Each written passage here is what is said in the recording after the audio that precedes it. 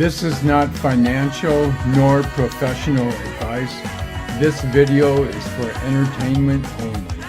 Hey everyone, we got our very volatile and turbulent market with geopolitical events, interest rate hikes, and just the general atmosphere pointing towards a bearish turn.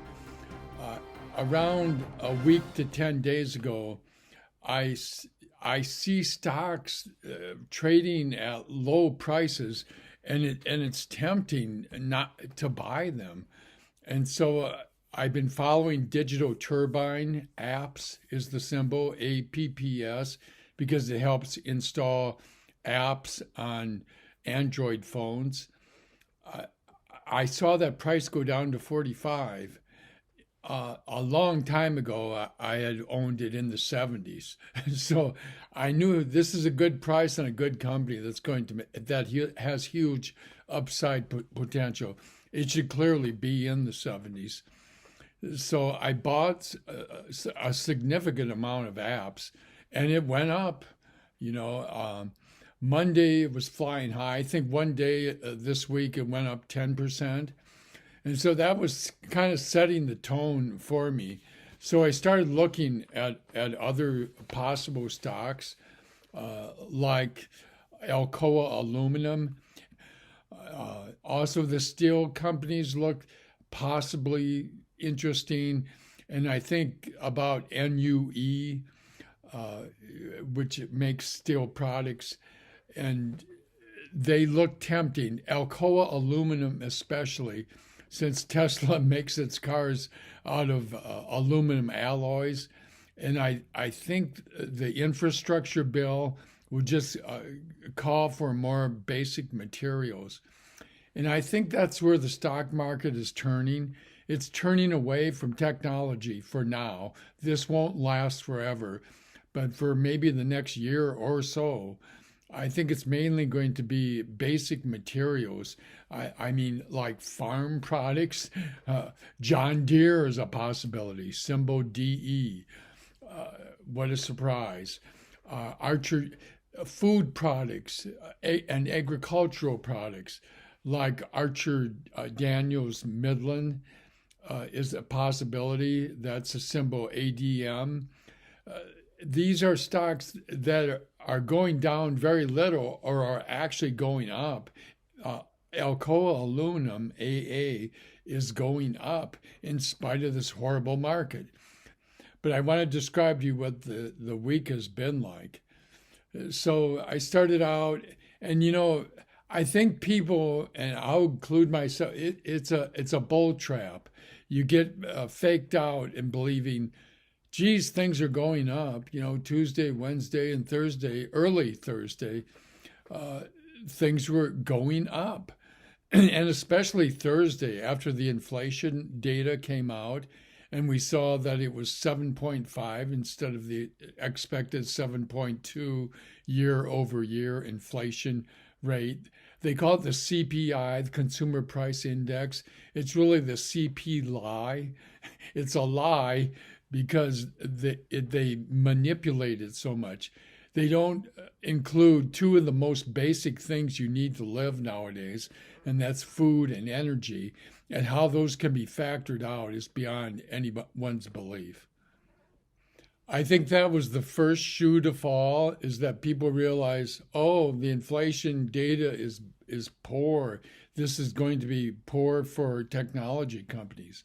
Now, I was trading sort of late Wednesday, early Thursday, sortie SRTY, which is a triple leverage bear fund on the Russell 2000.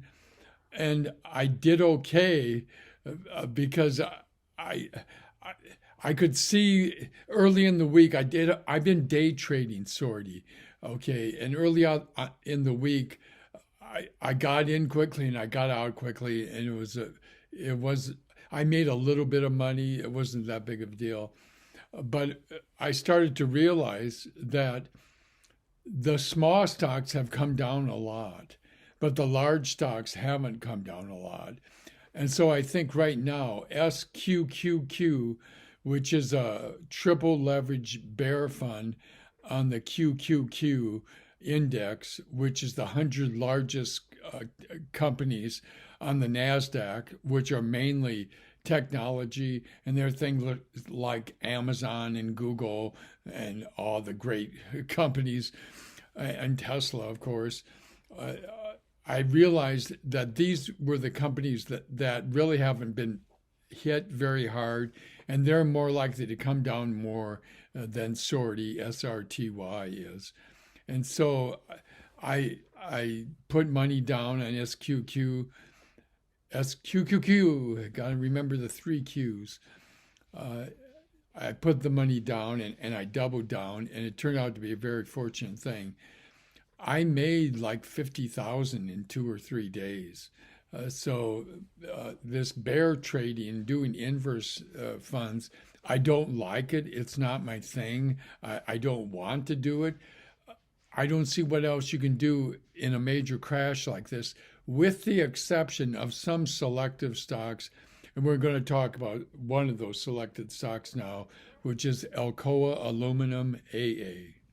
When you look at the chart, you can see that Alcoa Aluminum AA has gone from about 63 on Monday to 73 on Friday. So it just did this major jump from Monday to Tuesday, and then still kept steadily going up in spite of the negative market factors. I think this is something I'm going to keep in mind. Right now, I got out of all my inverse funds and all of my AA and steel funds and food funds, but I shall return, is what I'm thinking. I think next week I want to go in heavy and hard on SQQQ, which is the triple leverage inverse fund on the 100 largest NASDAQ companies. I think they still have room to go down. I may play around with AA. That certainly looks like a possibility. I probably can't resist buying more apps, APPS. So that's my plan, and that's my story, and I'm sticking with it. And we're going to need some good luck to do well in this market. I think you could do well with selective stocks. I don't think technology is the way to do it right now.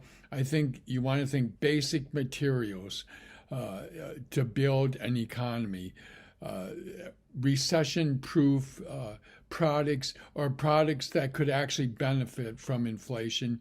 And banks are probably in that category, but it might be a little too soon to invest in banks. Banks are probably more of a thing to do once they actually start raising the rates. So thanks for listening. Be sure to like and subscribe so that you receive future notifications, and share with whoever might be interested. Thank you very much. I will see you in the future.